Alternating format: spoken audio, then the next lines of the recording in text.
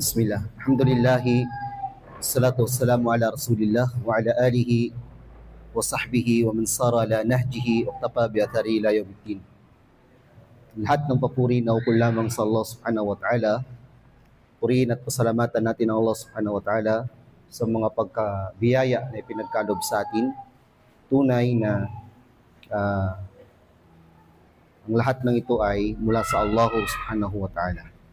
Sa pagtalakay natin sa talambuhay ng Propeta Muhammad sallallahu alaihi wasallam ay nakadako na tayo sa katayuan ng mga musyrikin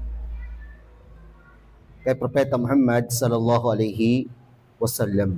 Natalakay natin nung nakaraan na ang mga hindi mananampalataya sa Makkah ay ginawa ang mga pagsubok, pagpapahirap mula sa mga nanampalatayang una na yumakap sa Islam, mula sa mga malaya, mula sa mga alipin, mula sa mababang uri ng mga tao sa lipunan, kung saan ito ay pinahirapan nila at pilit nilang inilalayo sa paanyayang niyakap nila sa paanyaya ng Propeta Muhammad sallallahu alaihi wasallam.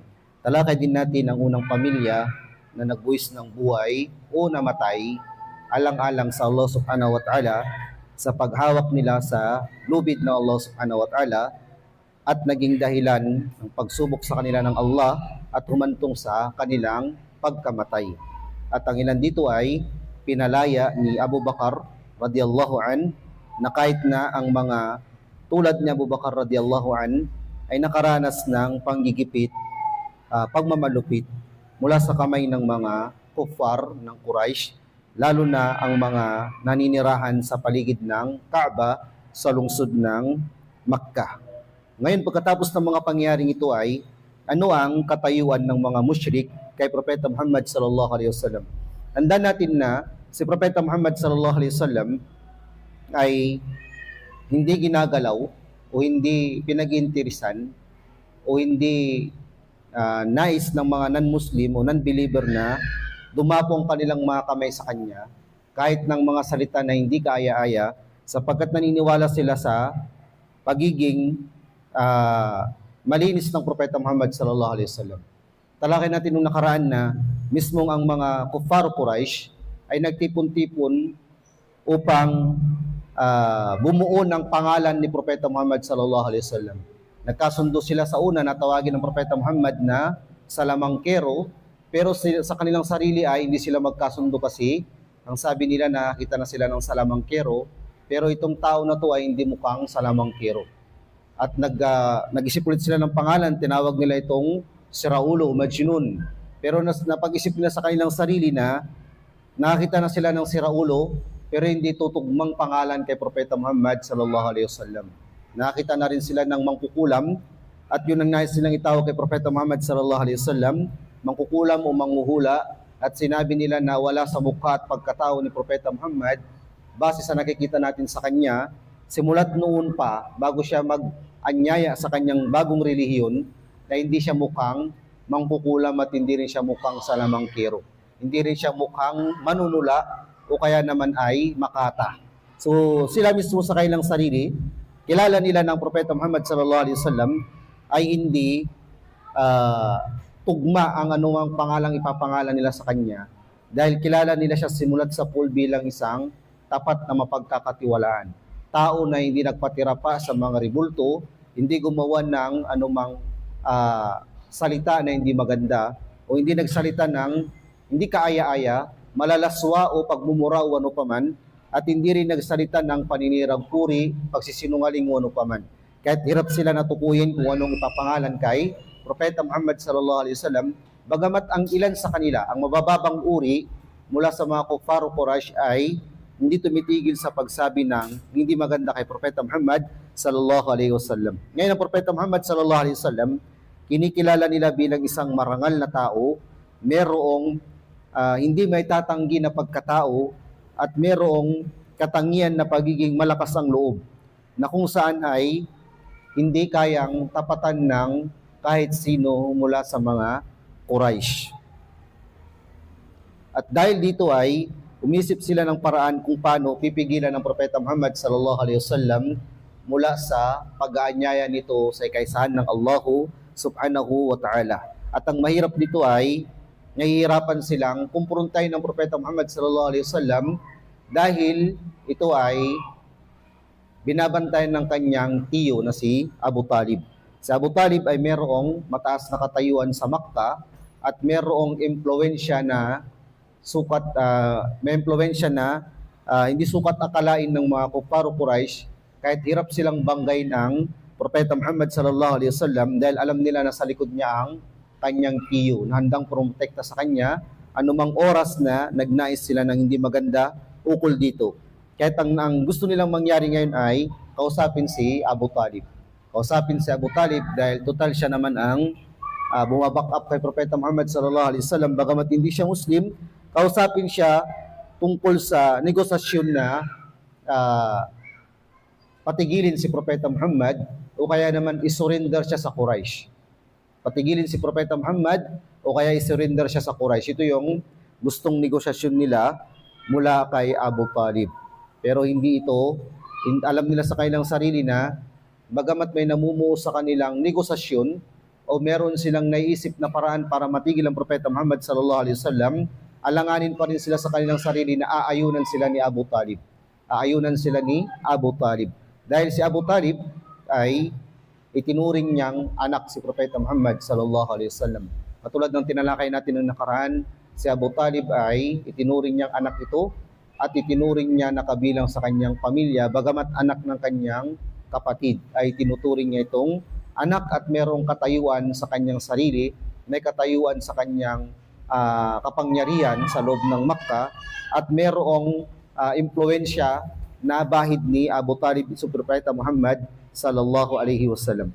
Kaya't ay ang mga matataas na nakakatanda ng mga Quraysh, pumunta sila kay Abu Talib para kausapin, kumbinsihin si Abu Talib mula sa ginagawa ng Propeta Muhammad sallallahu alaihi wasallam.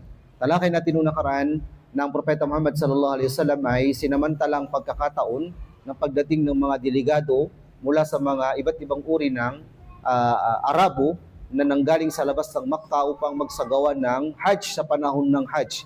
So, sinamantala ni Propeta Muhammad na dawahan sila patungkol sa Islam, parating sa kanilang tauhid, parating sa kanilang kadelikaduhan ng pagsamba bukod sa Allah subhanahu wa ta'ala, at laging ang mga Quraysh ay nasa likod niya, sinasabihan ng mga delegado mula sa labas ng Makkah na huwag makinig sa pinagsasabi ng taong yan. Sabihin ng unang sagabal sa dawa ng Propeta Muhammad sallallahu alaihi wasallam ang kanyang angkan, ang kanyang pamilya, ang kanyang mga tiyo at ang matataas na kilalang tao sa lugar ng Makkah.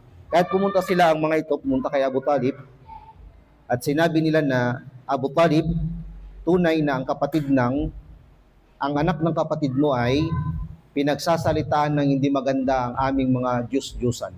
Sabi ng Propeta Muhammad sallallahu alaihi wasallam na ang mga Diyos na sinasamba nyo ay hindi nagsasalita, hindi nakakarinig, hindi nagdudulot ng mabuti, hindi nagdudulot ng masama, hindi nagbibigay ng mga hinihiling ninyo. At ito yung sinasabi ng mga kuffar Quraysh na magsasabi ang Propeta Muhammad sallallahu alaihi wasallam na hindi maganda sa kanilang relihiyon. Wa abadinana.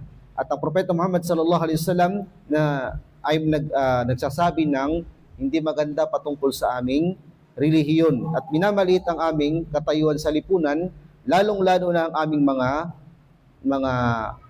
magulang, ang aming mga ninuno, ang mga yumao naming mahal sa buhay, ay sinasabi ni Propeta Muhammad sallallahu alaihi wasallam ang mga salitang hindi tanggap ng mga ninuno namin. Ano yung mga salita na yon?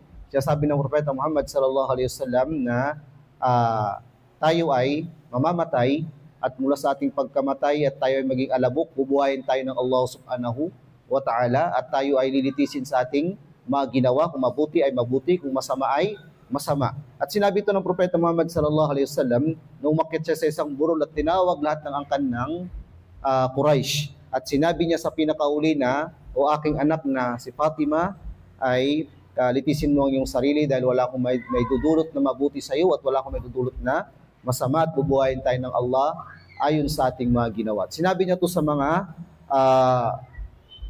hindi maniniwala o mga kuffar Quraysh sa Makkah. At ito yung sinasabi ng mga kuffar Quraysh kay Abu Talib na nagsasabi ang Propeta Muhammad ng mga salita at kataga na hindi namulat sa kanilang mga ninuno. Ang mga ninuno nila ay hindi naniniwala na mabubuhay ulit.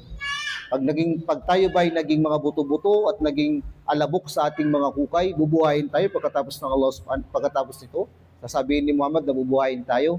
Ito ay hindi natin naulat mula sa ating mga ninuno o hindi ito naulat mula sa kanilang mga ninuno. Kahit sinasabi nila na nagsasalita si Muhammad patungkol sa ating mga ninuno.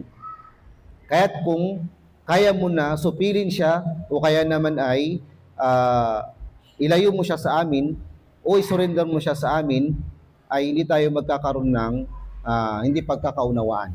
Sabihin, kung susunod kayo sa negosasyon namin, susunod ka sa negosasyon namin na Abu Talib, isurrender mo sa amin si Muhammad, o kaya naman ay hayaan ka na namin, tanggalin namin yung connection namin sa iyo bilang isa sa mga kinikilalang tao sa Makkah.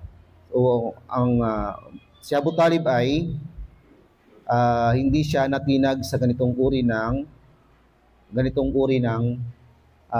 hamon ng mga Quraysh sa kanya.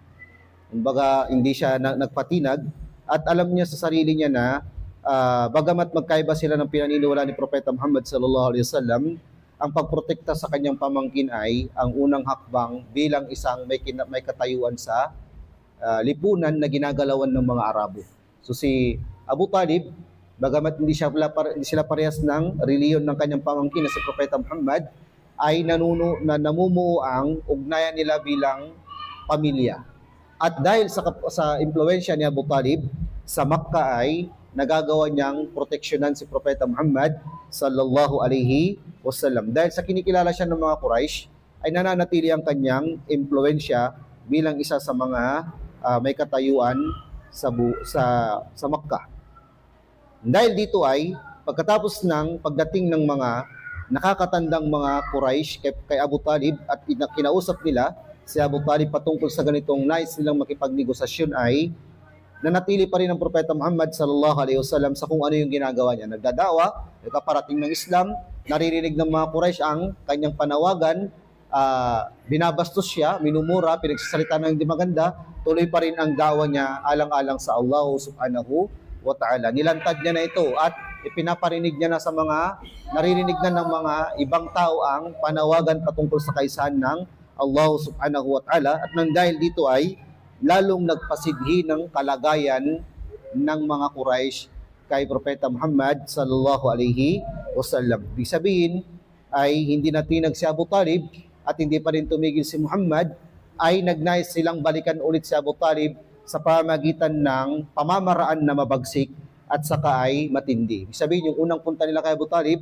nakikiusap sila kay Abu Talib na patigilin si Propeta Muhammad at huwag itong back-upan sa kung anong ginagawa niyang pagpapalaganap. Pero dito, dininig ni Abu Talib ay ninais nila ng mas mabagsik na paraan o uslub para patigilin si Propeta Muhammad sallallahu alaihi wasallam. At sa pangalawang pagkakataon, pumunta ang mga nakakatanda, mga elders na mga Quraysh kay Abu Talib at sinabi nila na tunay, Abu Talib, na meron kang katayuan sa amin. Ikaw yung nakakatanda, ikaw yung may antas sa amin sa lipunan, ikaw ang iginagalang sa dangal na meron ka.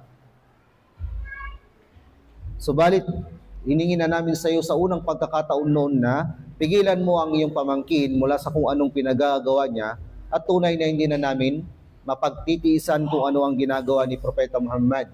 Dinumura niya ang aming mga tatay base sa kanila at pinagsasalitaan niya ang aming mga ribulto o ang aming mga sinasamba, at kung hindi mo titigilan yung bagay na to ay hindi natin alam kung anong pwedeng mangyari sa magkabilang panig.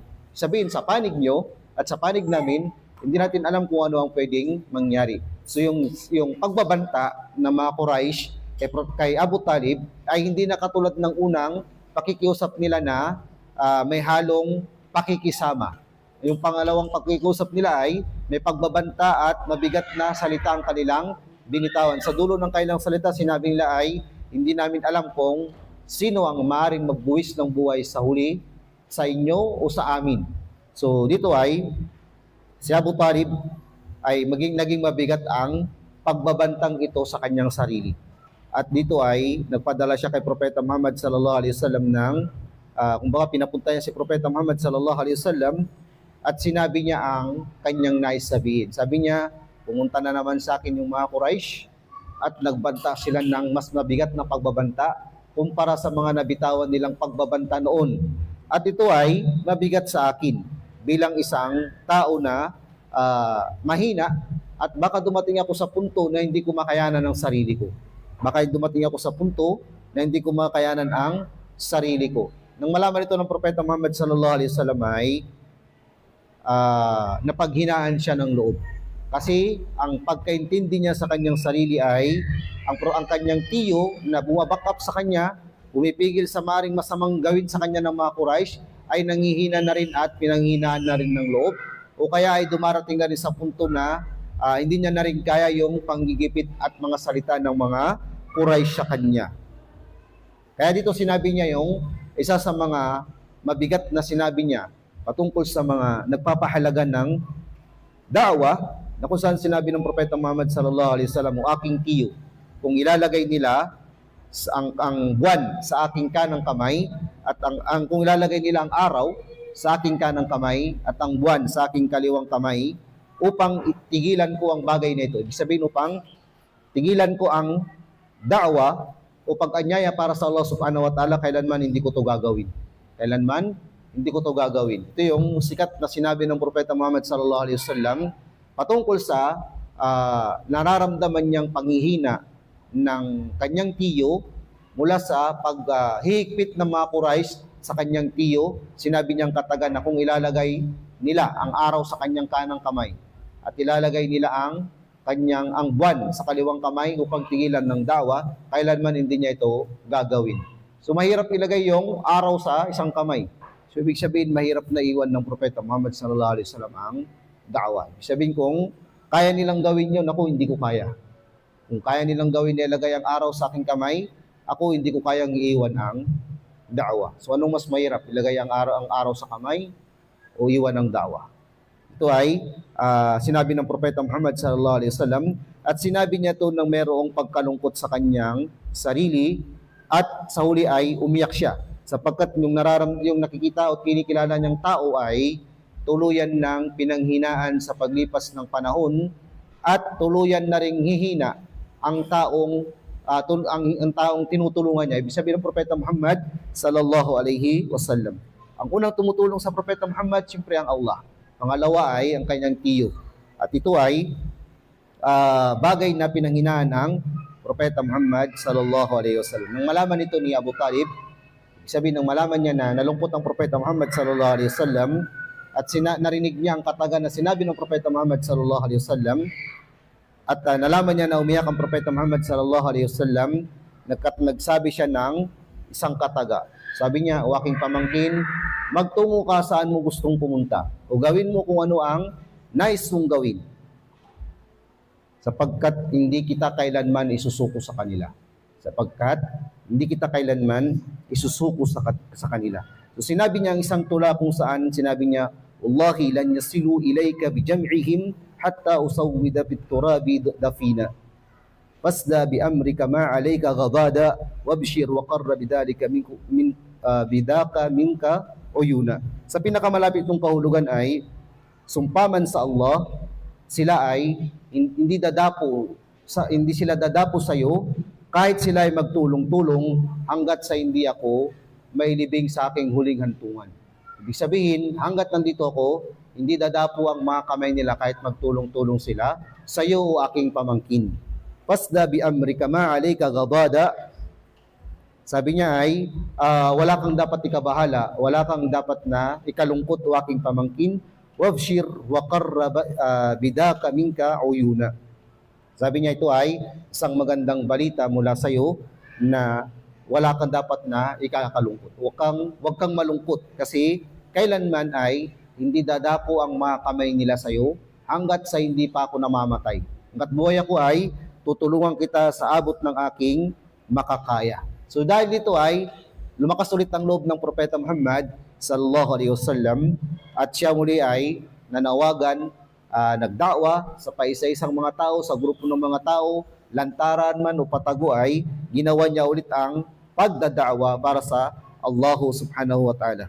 Nang makita ito ng mga Quraysh na Propeta Muhammad sallallahu alaihi wasallam parang hindi napapagod, hindi nangihina, lalo pa niyang pinag-iigihan ng kanyang ginagawang da'wa. So ano yung ayaw ng mga Quraysh kay Propeta Muhammad? Yung pag-anyaya niya.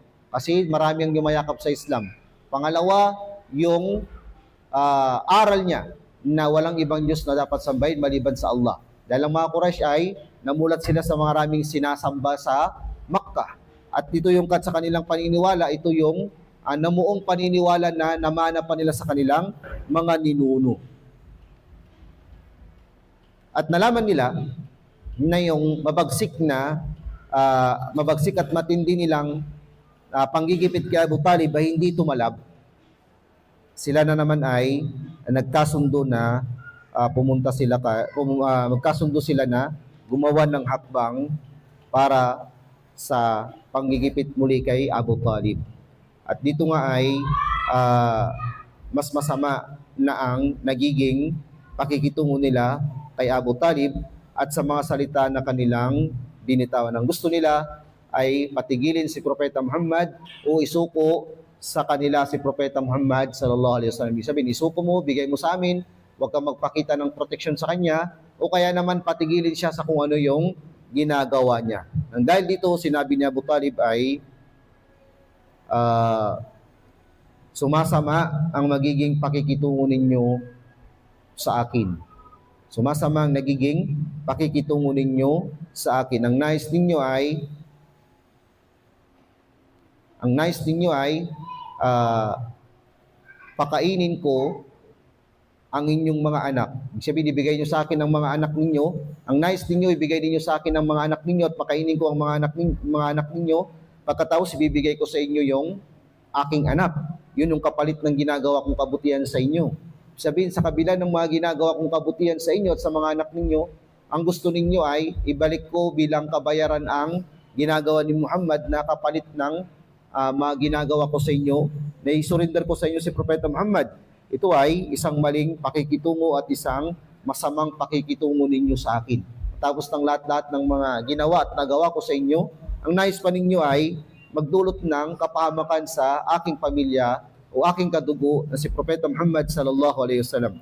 Dumating sa punto na hindi magandang pakikitungo ng mga kuffar Quraysh kay Abu Talib at ang mga salita nila ay hindi na katulad ng dati na nakikiusap sila ng marahan at maayos. Ngayon ay may halo na ang pagiging marahas at mabagsik upang tigilan lamang ni Abu Talib ang kanyang pamangkin at itigil ni Propeta Muhammad sallallahu alaihi wasallam ang kanyang ginagawa na pagdada'wa para sa Allah subhanahu wa ta'ala.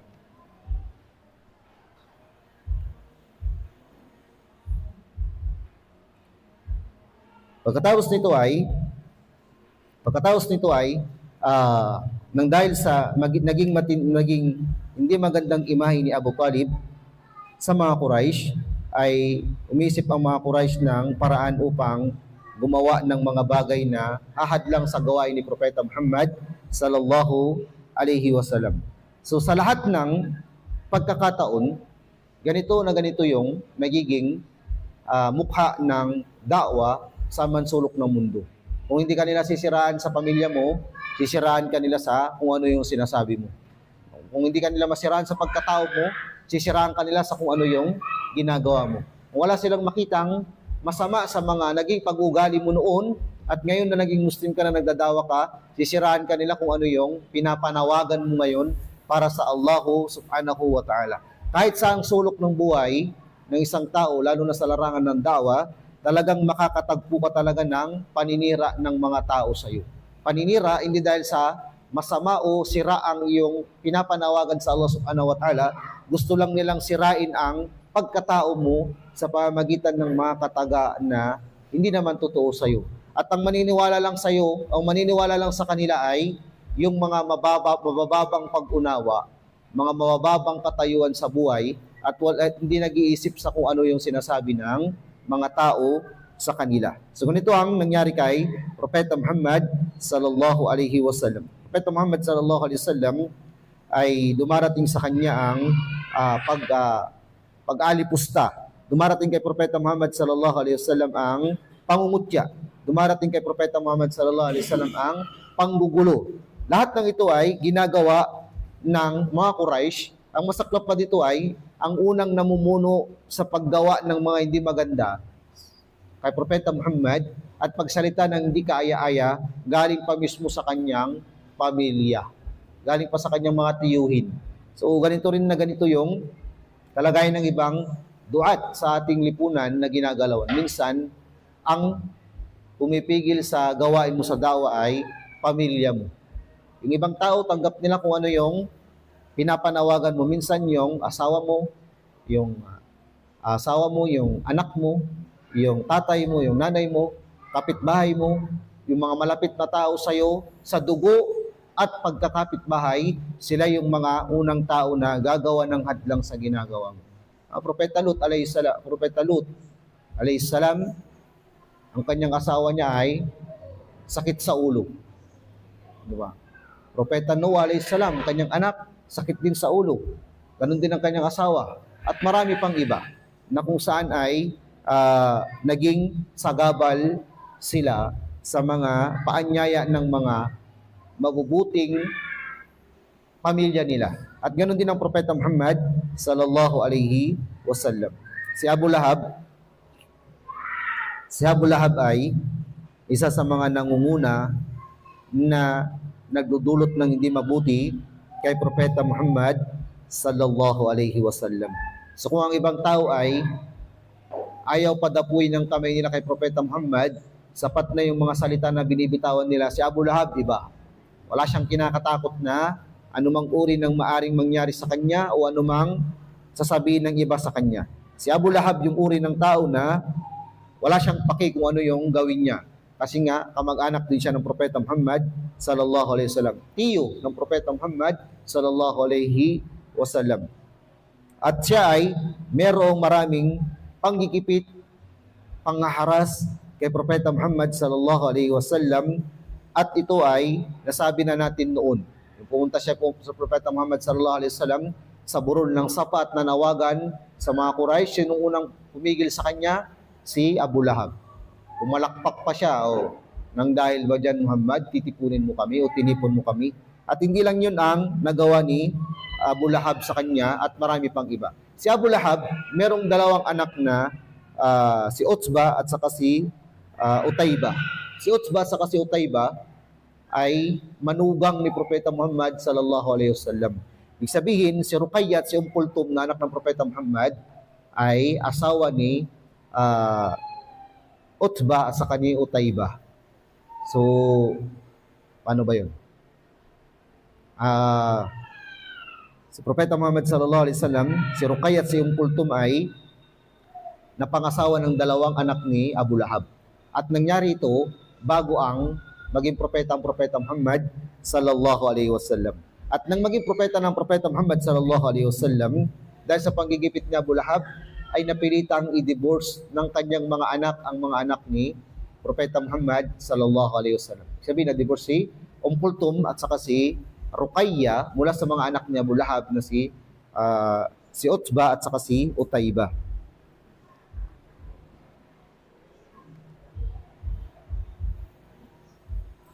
At ng mga panahon na ito ay, sa panggigipit ni Abu Lahab, sa mga panahon na ito, namatay ang anak ni Propeta Muhammad sallallahu alaihi wasallam na si Abdullah.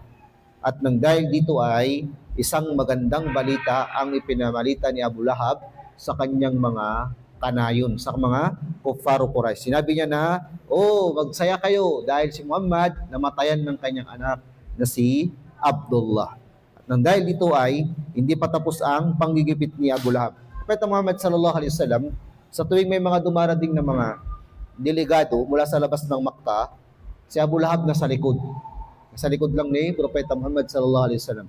Hindi para magbigay ng backup kay Propeta Muhammad o hindi para sabihin totoo ang sinasabi ng pamangkin ko.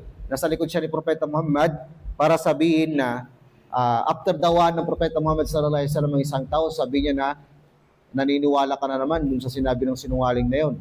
O nagayuma ka na naman o kaya naman nakulam ka lang ng tao na yon. So si Propeta Muhammad sallallahu alaihi wasallam, laging nasa likod niya ang kanyang tiyo at nagbibigay ng babala sa mga taong sinasabihan niya ng da'wah. So hindi lang dito ang ginagawa ni Abu Lahab kay Propeta Muhammad sallallahu alaihi wasallam. May isang tagpo pa na kung saan ay binato niya ng bato si Propeta Muhammad sallallahu alaihi wasallam at tinamaan ng kanyang mga paa at ito ay dumugo. Ginawa niya yun dahil nais niyang pigilan si Propeta Muhammad sallallahu alaihi wasallam sa pag-anyaya niya sa mga dumarating sa Makkah na mga hindi taga Makkah para anyayahan sila sa da'wa ng Islam.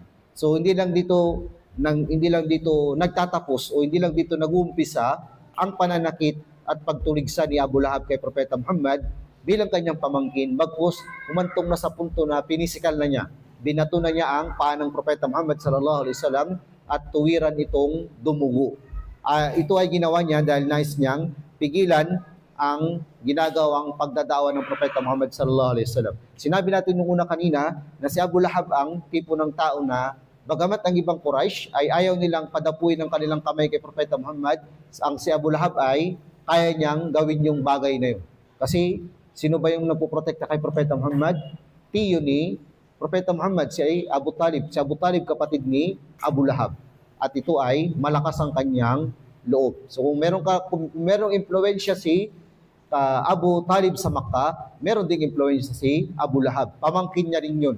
Hindi gaya ng ibang Quraysh na ayaw nilang padapuin ang kamay nila kay Propeta Muhammad at nagtitiis silang makiusap kay Abu Talib na tigilan ang pagdadawa ng Propeta Muhammad sallallahu alaihi wasallam. At hindi lang dito nagtatapos. Ang asawa ni Abu Talib na si Jamil ay gumawa din ng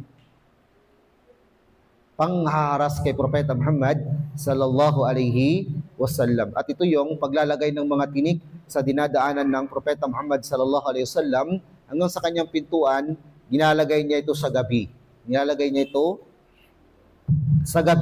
At sa umaga naman ay walang habas ang kanyang dila sa pagsalita ng hindi kaaya-aya patungkol kay Propeta Muhammad sallallahu alaihi wasallam at pinaparatangan niya ito at pinasisinungalingan niya sa mga tao sa paligid. Kumbaga chismusang malala. Hindi lang yung chismusa na sinungaling pa. Bagay karamihan naman ng mga chismusa sinungaling. Kung hindi sobra ay kulang magkwento. So itong si Jamil, maganda pa naman ang pangalan, Jamil. Pangalan Jamil. Asawa ni Abu Lahab, Arwa bint Harb ibn Umayyah.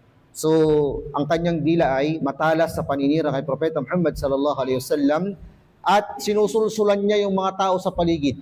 Alam niyo yung parang naggagatong siya ng apoy. Sinusulsulan niya yung mga tao sa paligid, nagkakalat siya ng fitna. At ang masaklap dito ay puro mabibigat na paratang at kasinungalingan ang sinasabi niya patungkol kay Propeta Muhammad. Pupunta siya sa mga kamag-anak nila, sabihin yun. Ang masaklap dito, si Abu Lahab at si Propeta Muhammad, malapit na magkapitbahay. Padir lang yung pagitan nila. Padir lang. Ditong bahay ng Propeta Muhammad, diyan lang yung bahay ni Abu Lahab. Kumbaga, ang unang chismusa sa buhay ni Propeta Muhammad, kapitbahay niya. Kaya ang unang chismusa sa buhay natin, kapitbahay natin. O, di ba? Kapitbahay. Kaya kung sa hadith ng Propeta Muhammad sallallahu alaihi wasallam, binanggit ang maraming pakikitungo ng mabuti sa kapitbahay. Kung nagluto ka ng ulam, sa hadith ng Propeta Muhammad sallallahu alaihi wasallam, kung nagluto ka ng ulam, paramihin mo yung sabaw, bigyan mo yung kapitbahay mo. Diba? At binanggit sa ibang hadith, hindi magiging ganap na mananampalataya ang isa sa inyo, o hindi maniniwala sa Allah subhanahu wa ta'ala, at sa araw ng paghukom ng isa sa inyo hanggat sa hindi magiging ligtas ang kanyang kapitbahay mula sa kasamaan na maring dulot niya. Sa Islam, ini-encourage lagi yung pagmamahal at mabuting pakikitungo sa kapitbahay. Muslim man yan o hindi Muslim, kamag-anak mo man yan o hindi mo kamag-anak. Propeta Muhammad sallallahu alaihi wasallam ay nakaharap ng mga kamag-anak mismo niya at kapitbahay niya, pero mga suwail sa kanilang mga salita at gawa. Katulad nito, si Jamil ay lalagay ng tinik sa dinadaanan ni Propeta Muhammad sallallahu alaihi wasallam, nagsusulsul sa mga tao sa paligid, Sinusulsulan niya yung mga tao sa paligid patungkol sa Propeta Muhammad sallallahu alaihi wasallam, nagkakalat ng kasinungalingan at mga balita at haka-haka patungkol kay Propeta Muhammad sallallahu alaihi wasallam, at inilarawan siya ng Quran bilang hammalatul hatab. Ibig sabihin, tagapagdala ng panggatong. Alam niyo, tagapagdala ng panggatong, tapos ginagatong niya sa apoy, ganun yung ugali niya. Nanggagatong ng mga kwento at mga salita para yung mga tao na sasabihan niya ay magkaroon ng inis, mabwisit din, magalit kay Propeta Muhammad sallallahu alaihi wasallam. At ganun siya ay nilarawan ng Quran bilang hammalatul hatab, tagadala ng kahoy, panggatong. At nang marinig niya, isang araw narinig niya patungkol sa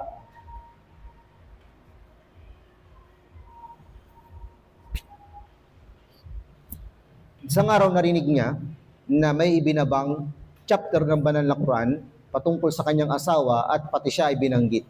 Yung Surah Al-Masad. So, sa inis niya, sa galit niya, pumunta siya sa Kaaba, malapit sa Kaaba, Masjidul Haram, habang nandun si Abu Bakar at si Propeta Muhammad sallallahu alaihi wasallam. Masaklap dito magkatabi si Abu Bakar at si Propeta Muhammad sallallahu alaihi wasallam, pero hindi niya nakita si Propeta Muhammad sallallahu alaihi wasallam. Nakita niya doon si Abu Bakar as-Siddiq.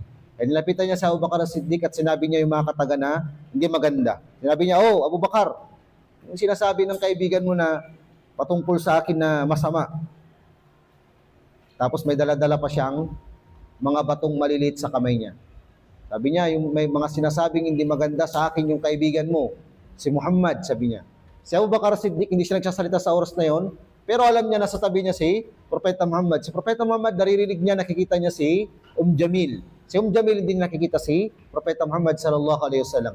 Si Jamil, sabi niya, nang makita niya si Abu Bakar, na nandun nakaupo sa may Masjidul Haram, sa may Kaaba, malapit sa Kaaba, sinabi niya, "O Abu Bakar, anong pinagsasabi na naman sa akin ng kaibigan mo?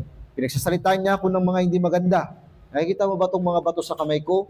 Kung nandito lang si Muhammad ay isusungabong ko to sa kanyang mukha. Babato ko to sa kanyang mukha. Sa tindi ng galit ko sa kanya," sabi niya. Pinagsasalitaan niya ako ng hindi maganda. So pagkatapos nito ay umalis na si Jamil. Pagkatapos kinausap ng Propeta Muhammad sallallahu alaihi wasallam si Abu Bakar. O tinanong niya Abu Bakar si Propeta Muhammad sallallahu alaihi wasallam, sabi niya, ya Rasulullah, hindi ka ba nakita ni Jamil? Sabi niya, hindi ako nakita ni Jamil dahil tinakpan ng mga malaika ang kanyang mga mata. Tinakpan ng malaika ang kanyang mga mata, kaya hindi niya ako nakikita. At ito ay para ng pagprotekta ng Allah subhanahu wa ta'ala kay Propeta Muhammad sallallahu alaihi wasallam.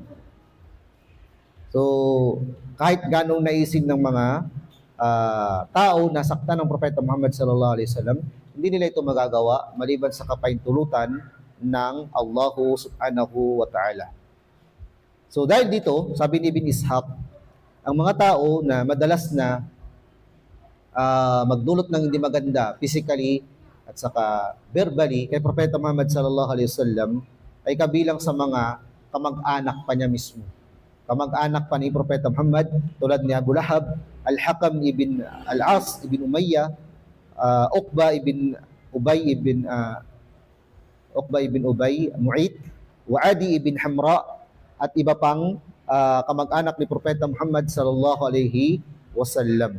Ang ilan sa kanila ay may masamang mga ginawa kay Propeta Muhammad sallallahu alaihi wasallam, tulad ng kapag ang Propeta Muhammad sallallahu alaihi wasallam ay nagsasala sa Makkah, ang mga lamang loob ng tupa ay nilalagay nila sa batok ni Propeta Muhammad habang siya ay nakapatira pa. Sabihin, pag nagsusujud ang Propeta Muhammad sallallahu alaihi wasallam, itong mga kamag-anak na ito na masasamang mga ginagawa, kapitbahay pa man din niya, mga kapitbahay niya yung mga yun, kumukuha sila ng lamang loob ng tupa, nilalagay nila ito sa balikat at ulo ng Propeta Muhammad sallallahu alaihi wasallam. Tapos nagtatawanan sila. Parang ito ay isang uri ng pagmamaliit. Ito ay isang uri ng pag-alipusta. Sa kanilang paniniwala, pag ginawan ka nito ay parang ginawang ka ng kahindig-hindig na gawain.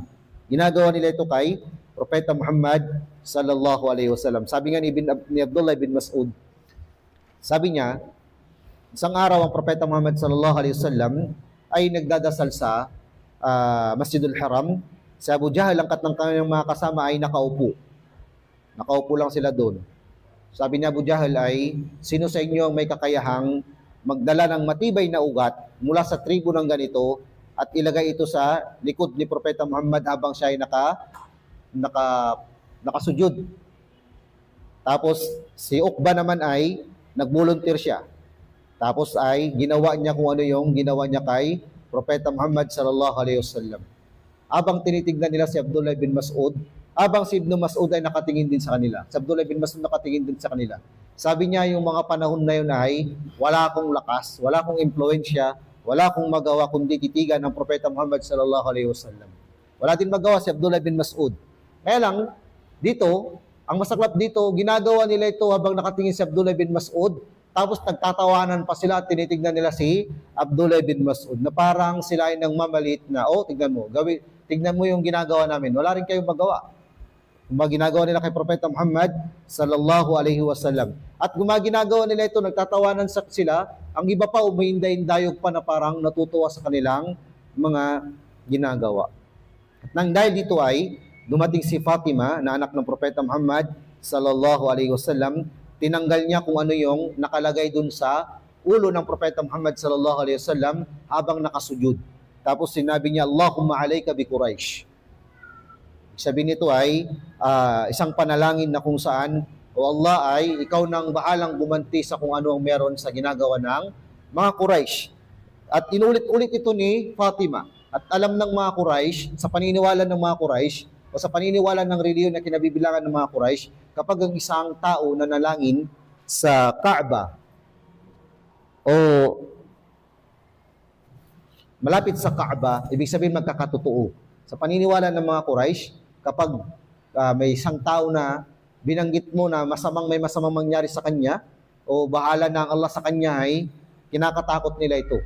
Sinisip nila na mayroong masamang mangyayari sa kanila. Kahit nang binanggit ni Fatima, ang katagang ito, pagkatapos niyang binanggit niya ang mga kapangalan ng mga Quraysh na nangalipos na kay Propeta Muhammad sallallahu alaihi wasallam. Binanggit niya si Abu Jahal, binanggit niya si Utbah, binanggit niya si Shaybah, binanggit niya si Walid, binanggit niya si Umayyah, binanggit niya si Uqbah. At lahat ng ito ay halos ay namatay sa Badr. Namatay sila sa digmaan ng Badr. O ang ilan sa kanila ay namatay sa digmaan ng Badr. So ang Allah subhanahu wa ta'ala ang nagtatanggol kay Propeta Muhammad sallallahu alaihi wasallam. So ito yung ilan sa mga pananakit na ginawa ng mga kuffar Quraysh, at ang masaklap dito ay ang mga kamag-anak ng Propeta Muhammad sallallahu alaihi wasallam ang gumagawa ng hakbang upang saktan ng Propeta Muhammad sallallahu alaihi wasallam. Sila yung umipigil, sila yung nagsabi na hindi maganda, sila yung nananakit kay Propeta Muhammad sallallahu alaihi wasallam. At sa panahon ng dawa, sa mga henerasyon ng mga tao, pagkatapos ng panahon ng Propeta Muhammad sallallahu alaihi wasallam, ay isa talaga sa mga balakid sa buhay ng isang tao ay pamilya. Yung kapatid mo, yung asawa mo, anak mo, tatay mo, nanay mo, ay isa sa mga hahadlang sa iyo sa da'wa. Minsan pati asawa. Pag ng Muslim, iiwalayan siya ng asawa niya kasi Muslim. O ano pang mga uri ng pagsubok. Pag nag-aanyaya ka sa Islam, masama yung imahe mo sa kanila. Pero noon na nangiinom ka, gumagawa ka ng mga kalakuan, hindi ito babanggitin ng mga tao sa iyo. Pero ngayon nananawagan ka sa kaisahan ng Allah, nananawagan ka sa da'wa para sa pagsamba sa Allah subhanahu wa ta'ala, ang imahe mo sa kanila ay masama. Ang imahe mo sa kanila ay hindi maganda. Kahit kung tayo ay nasa larangan ng da'wa, ay isa sa mainam na aralin natin talambuhay ng Propeta Muhammad sallallahu alaihi wasallam. Kasi binibigyan tayo ng kaalaman patungkol sa ano ba ang mga naging napagdaanan ng Propeta Muhammad sallallahu alaihi wasallam, at ang Islam ay nakarating mismo sa pintuan ng ating mga tahanan. Nag-Muslim tayo, niyakap natin ang Islam, At isa sa mga paraan na magpapatibay sa atin bilang isang Muslim, pag-aaral ng tanang buhay ng Propeta Muhammad sallallahu alaihi wasallam at pagtatak sa atin ng mga mahalagang pangyayari sa buhay ng Propeta Muhammad sallallahu alaihi wasallam.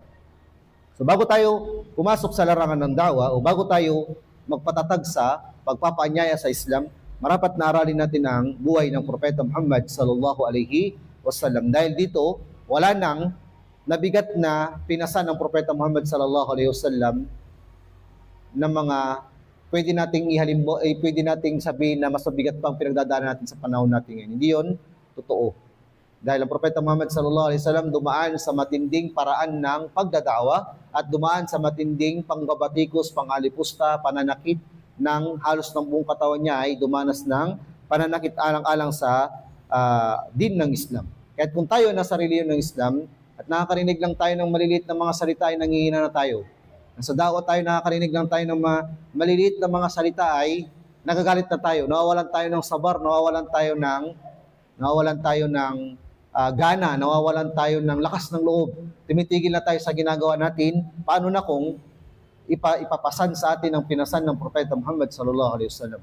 Paano na kung ipadanas sa atin ang dinanas ng Propeta Muhammad sallallahu alaihi wasallam? Tunay na hindi nakarating sa atin ang Islam kung hindi dahil sa sakripisyo una ni Propeta Muhammad pagkatapos ng gabay ng Allah subhanahu wa ta'ala. Kaya't marapat natin na mahalin ang Propeta Muhammad sallallahu alaihi wasallam at sikapin natin na matungo sa daang tinahak ng Propeta Muhammad sallallahu alaihi wasallam sa abot ng ating makakaya. Gawin natin ang ating makakaya upang nang sa ganun ay maayon tayo sa gabay ng Allah subhanahu wa ta'ala alinsunod sa pinamuhay ng Propeta Muhammad sallallahu alaihi wasallam.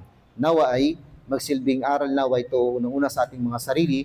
Ang anumang pinagdaanan ng Propeta Muhammad sallallahu alaihi wasallam ay laging nagpapaalala sa atin na ang daan patungo sa paraiso ay hindi madali.